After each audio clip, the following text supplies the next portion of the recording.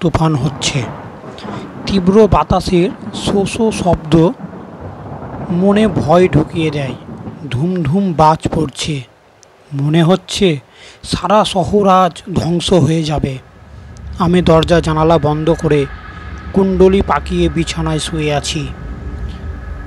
আজ ঘরে কেউ নেই, আমি একা। ঘুমোতে চেষ্টা করছি, কিন্তু কিছুতেই ঘুম আসছে না।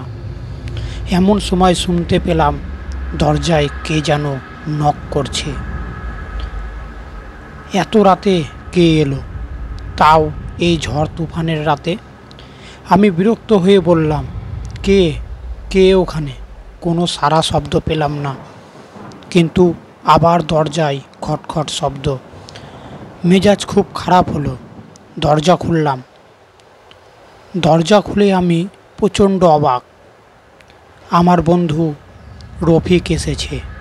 আমার বাল্যবন্ধু, স্কুল কলেজে আমার সাথে পড়তো।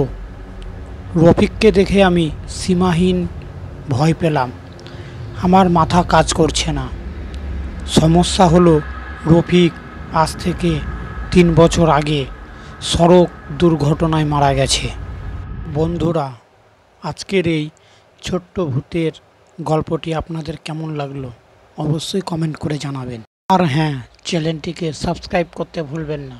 ভালো থাকবেন, সুস্থ থাকবেন। আবার দেখা হবে নিত্য নতুন ছোট ভূতের গল্প নিয়ে।